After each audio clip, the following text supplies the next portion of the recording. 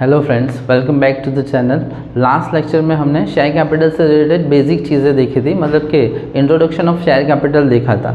आज हम उससे एक स्टेप आगे बढ़ते हैं। जो सबसे इम्पोर्टेंट पार्ट है ये चैप्टर का, शेयर कैपिटल का, कि उसकी जर्नल्स। तो आज हम जर्नल सीखेंगे। देखो, जर्नल एंट्रीज जो शेयर कैपिटल की है उसको मेजर 3 पार्ट में इन्होंने डिवाइड किया है। इसको थोड़ा समझते हैं। जो पहला पार्ट है that is consider as a application of share. जो सेकंड पार्ट है that is allotment of share. और जो थर्ड पार्ट है that is call of share. Okay, तो ये मेजर 3 पार्ट है, एप्लीकेशन, अलॉटमेंट और कॉल। जब भी कंपनी स्टार्ट होती है तो कंपनी को जो कैपिटल की रिक्वायरमेंट होती है तो कंपनी लोगों को एप्लीकेशन भरने के लिए बोलती है कि भाई अगर आप हमारे बिज़नेस में इंटरेस्टेड हो तो आप हमें एप्लीकेशन फॉर्म सबमिट करके दो।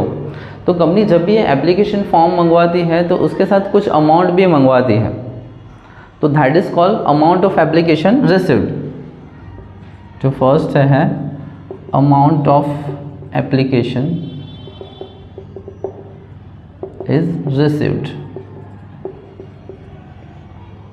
इसको अलग कर देते हैं थोड़ा। ओके, तो जब भी एप्लीकेशन सबमिट होते हैं, लोग जब एप्लीकेशन फॉर्म भरते हैं तो उस टाइम पे कंपनी एप्लीकेशन के साथ कुछ पैसे मंगवा लेती है। तो ये सिचुएशन में कंपनी के पास पैसे आते हैं तो बैंक अकाउंट डेबिट हो जाएगा, क्योंकि हमें पता है पर्सनल अकाउंट का रूल क्या था, debit the receiver credit the giver. मतलब यहाँ पे बैंक रिसीवर है तो उसका अकाउंट डेबिट हो जाएगा। और किस चीज़ के पैसे मिल रहे हैं तो कि भाई इक्विटी शेयर एप्लीकेशन के, तो equity share application account credit हो जाएगा।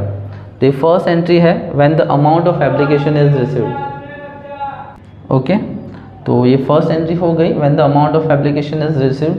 जो कुछ भी हम पैसा मंगवा रहे हैं इसके पीछे हमारा बहुत क्लियर विज़न है कि ये जो कुछ भी पैसा है उसकी हमें रिक्वायरमेंट क्यों है, क्योंकि हमें बिजनेस रन करना है और उसके लिए कैपिटल चाहिए। तो ये जो कुछ भी पैसा आ रहा है वो हम इक्विटी शेयर कैपिटल अकाउंट में ट्रांसफ़र करते जाएंगे।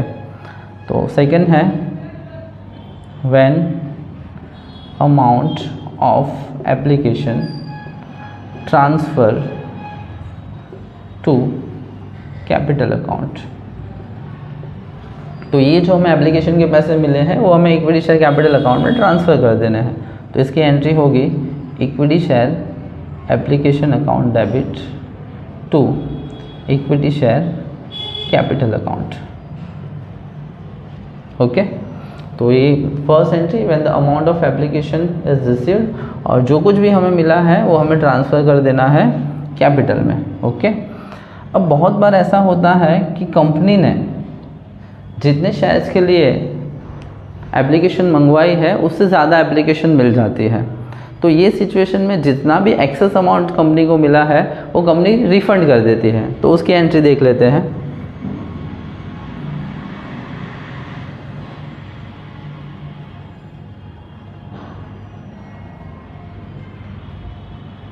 Amount of application is refunded, तो इसकी एंट्री होगी equity share application account debit to bank account.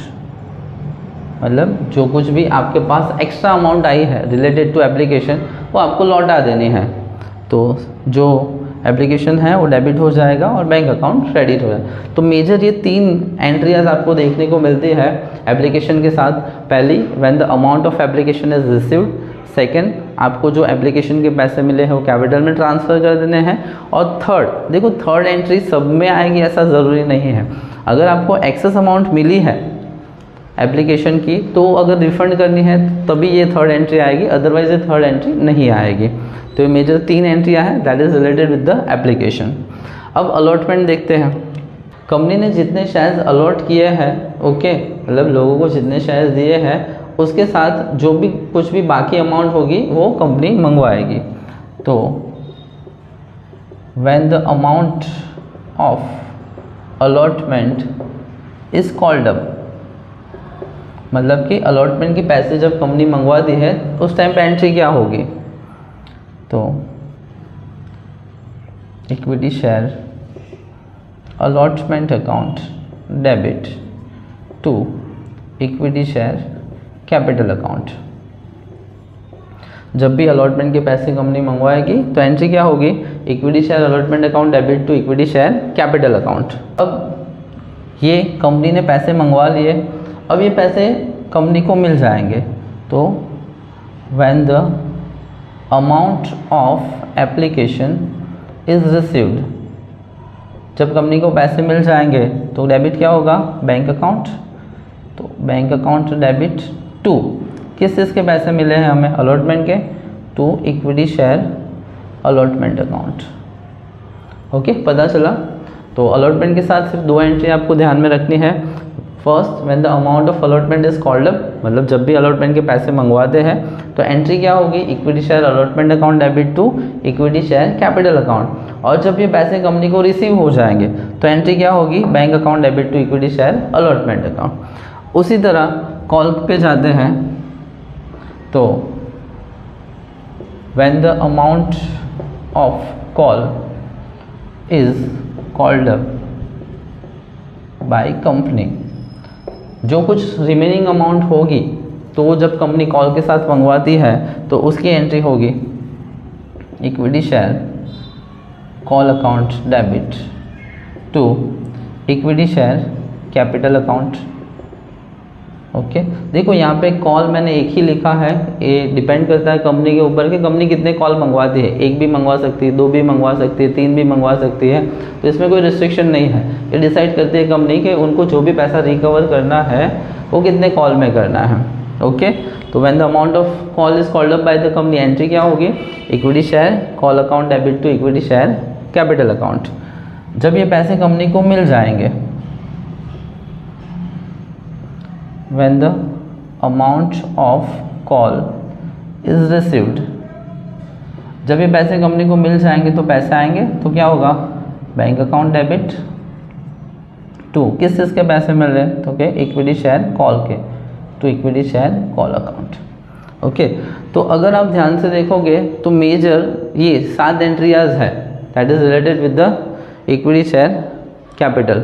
इसके बाद 4 फीचर्स री इश्यूज जब आएंगे तो उससे रिलेटेड और एंट्रियाज सीखेंगे, बट जो बेसिकली स्टार्टिंग में है इक्विटी शेयर में, तो ये टोटल 7 एंट्रियाँ हैं जिसके बेस पे इक्विटी शेयर कैपिटल के सम आप स्टार्ट कर सकते हो। तो ये जो जनरल एंट्रीज है आपको याद होना बहुत ज़रूरी है। अगर ये चैप्टर में आपको कुछ सीखना है, कुछ पैटर्न करना है, तो अगर आपको जनरल एंट्री आती है तो ही ये चैप्टर आप कर पाओगे, अदरवाइज ये नहीं होगा।